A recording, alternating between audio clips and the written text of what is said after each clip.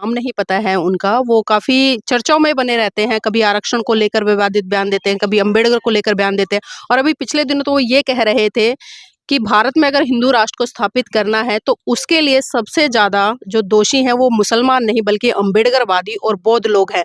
लेकिन अभी जब वो स्नान करने गए वहाँ पर तो हिंदुओं ने ही उनके रथ को तोड़ दिया, मतलब उन पर उनके जो सहयोगी थे उनके साथ में मार-पीट गई और पुलिस प्रशासन ने भी बहुत बुरा एक रवैया उनके साथ में इख्तियार किया है। पूजा पाठ कई ऐसे चीजें करते हैं और तो ये क्या है कि विडंबनाओं की तरफ जाके अपना समय ना खराब करके वो उस तरफ आए जहाँ से हमारा परिवार और नमस्कार, आप देश देख का रहे हैं एनबी कल्याण न्यूज़ हो। 24/7 नीलम बोध के साथ और साथियों आज मैं लेकर आई हूँ आपको इस प्यारी सी सुबह में गाँव में। जी हाँ, डलवा भारी गाँव है और ये अयोध्या में है। अयोध्या में बहुत सारे गाँव हैं और उसी में से एक गाँव है डलवा भारी जहाँ पर हम पहुँचे हैं और ये गाँव का सुबह-सुबह का दृश्य है। चिड़ियों की चहचहाने की आवाज़ आ रही है, पक्षी उड़ रहे हैं, पशु-पक्षी बाहर निकाल दिए गए हैं जो गाय भैंस है और देखिए बहुत ही खूबसूरत है ये गाँव का दृश्य। गाँव जहाँ भारत सही रूप में बसता है, जहाँ भारत को आपको सही रूप में जानना हो, पहचानना हो, आप उसके गाँव में चले जाइए, गली-कूचों में जाइए, छोटे-छोटे कस्बों में जाइए,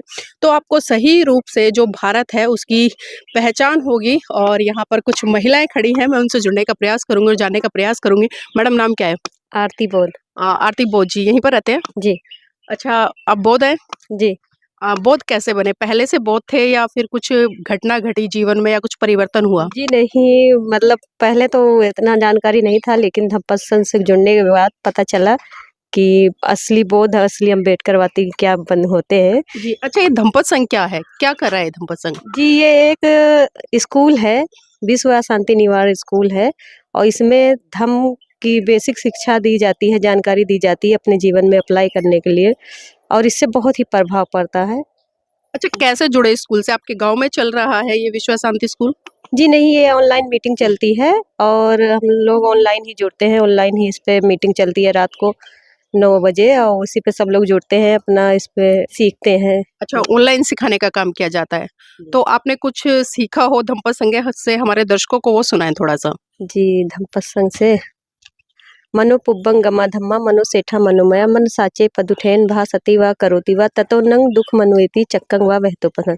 अर्थात मन सभी प्रवृत्तियों का अगुआ है, मन ही उनका प्रधान है, वो मन से ही उत्पन्न होती है। यदि कोई दूषित मन से वचन बोलता है या पाप कर्म करता है तो दुष्ट उसका पीछा उसी प्रकार करता है जिस प्रकार बैलगाड़ी के चक्के पहिए।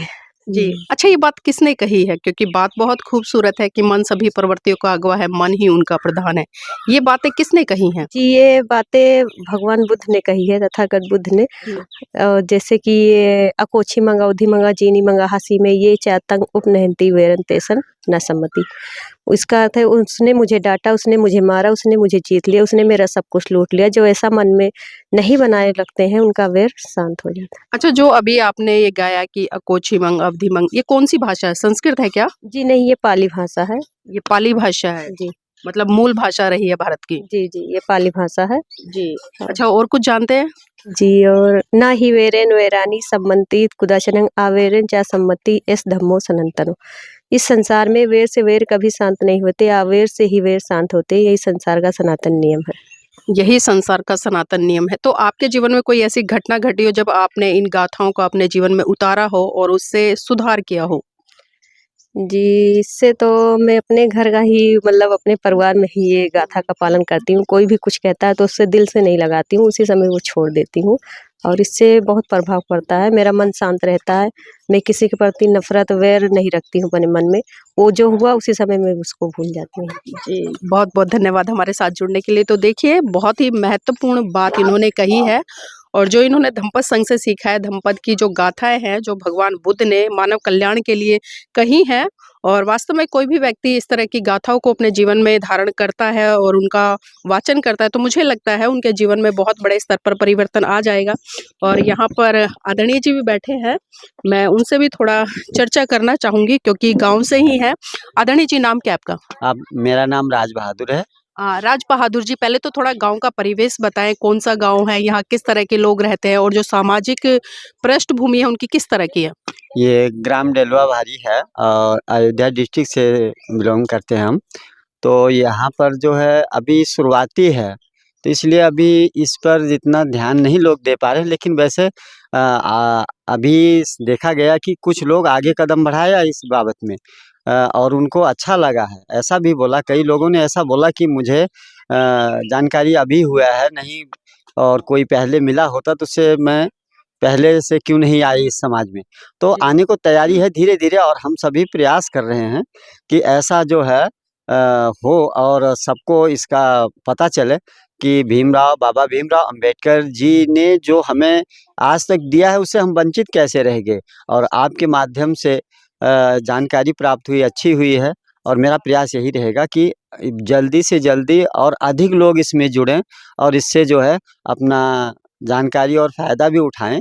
और बिना जानकारी के तो हर लोग जैसे कि पशु समान है, तो हम पशु समान क्यों हैं? हमें मालूम नहीं है इसके बारे में, तो आपके माध्यम से मैं ये सब धीरे-धीरे जानकारी मिल रही है, और आपको बहुत-बहुत साधुवाद। और मैं चाहता हूँ कि और भी दोबारा भी आप यहाँ पर आएँ और हमारे सबको संबोधित करें, कि क्योंकि आपके माध्यम से मुझे नया रास्ता मिल रहा है, और इससे ज़्यादा मैं क्या कहूँ? बस आप सभी हमको रास्ता दिखाते रहिए, मैं चलते रहेंगे आपके। जी, आदरणीय जी, अभी हम देख रहे हैं भारत के अलग-अलग कोनों से एक माँग उठ रही है और अभी जो अमावस्या मौनी का जो स्नान है वो भी चल रहा है और हमने देखा वहाँ पर जो एक संत हैं, नाम नहीं पता है उनका, वो काफ़ी चर्चाओं में बने रहते हैं। कभी आरक्षण को लेकर विवादित बयान देते हैं, कभी अम्बेडकर को लेकर बयान देते हैं और अभी पिछले दिनों तो वो ये कह रहे थे कि भारत में अगर हिंदू राष्ट्र को स्थापित करना है तो उसके लिए सबसे ज़्यादा जो दोषी हैं वो मुसलमान नहीं बल्कि अम्बेडकरवादी और बौद्ध लोग हैं। लेकिन अभी जब वो स्नान करने गए वहाँ पर तो हिंदुओं ने ही उनके रथ को तोड़ दिया। मतलब उन पर उनके जो सहयोगी थे उनके साथ में मारपीट भी की गई और पुलिस प्रशासन ने भी बहुत बुरा एक रवैया उनके साथ में इख्तियार किया है। तो क्या लगता है इस तरह की घटनाओं से जो लोग कहते हैं कि आज हिंदू खतरे में है, तो आज हिंदू ही हिंदू पर अत्याचार कर रहा है, तो दूसरों को ब्लेम करते हैं। तो इस तरह की घटनाओं से क्या सोचते हैं और किस तरह से इनको देखते हैं? अगर देखा जाए तो वो क्या है कि पहले तो अज्ञानता के वो बीमार लोग हैं, और अगर वो ऐसा करते हैं तो अपनों के साथ जब किया तो उनका अगला कौन विश्वास करेगा। और उनको ये चाहिए, पहले ज्ञान होना चाहिए। ज्ञान अगर होगा तो ना तो वो अपने को किसी को मतलब ऐसा गलत भाव से देखेंगे या गाली नहीं देंगे, मारेंगे नहीं। तो उनके अंदर शिक्षा की कमी है, और ये शिक्षा जो है बाबा भीमराव अंबेडकर और भगवान बुद्ध से अगर वो लेते हैं तो उनका जन कल्याण बहुत जल्दी और बहुत अच्छा होगा। वो अज्ञानता के कारण से ही वो ऐसा कार्य कर रहे हैं। हमें उनको जो है ज्ञान की तरफ अग्रसर करना है, उनको गलतियों पर हमें उनकी तरह नहीं बात करना है कि जैसे वो कर रहे हैं। हमें उनको क्षमादान देते हुए बड़े प्यार प्रेम से उन्हें समझाना बताना है कि जिससे वो अपने भटके हुए रास्ता को छोड़ कर के सही रास्ते पे आ जाएँ और आने वाली पीढ़ियों को एक नया अध्याय चालू करें, उसमें कल्याण है, ना कि झगड़े में कोई कुछ नहीं रखा। और ये जो लोग पूजा-पाठ कई ऐसे चीज़ें करते हैं, और तो ये क्या है कि विडंबनाओं की तरफ जाके अपना समय ना खराब करके वो उस तरफ आएँ जहाँ से हमारा परिवार और देश का कल्याण होता है। ये सबसे अच्छा होगा, ना कि विडंबनाओं की तरफ मत जाइए। जैसे कि कोई खाना खराब करता है तो खाना खराब करने से क्या होता है कि हमें तो सबको वही भोजन अगर ना खराब करके किसी को पहुँचाया जाए तो उसका सही उपयोग होगा। क्या भगवान नाम का जो अगर मान लीजिए कहीं भगवान है, हमने तो देखा नहीं, लेकिन फिर भी अगर है तो वो कहता है कि पहले ये करो कि जो मैंने दिया उसका सही उपयोग करो।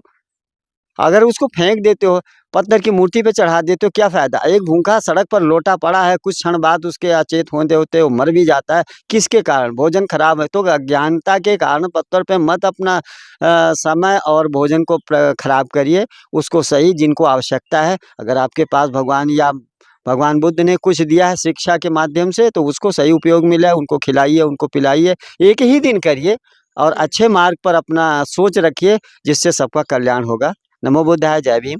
जी, बहुत-बहुत और पूजा करनी है तो आप अपने माता-पिता की कीजिए, अपने गुरुओं की कीजिए जो आपकी रक्षा कर सकते हैं, आपकी देखभाल कर सकते हैं। तो साथियों मैं चाहूँगी आप इस वीडियो को लाइक करें, शेयर करें और कमेंट करके अपनी प्रतिक्रिया ज़रूर दें।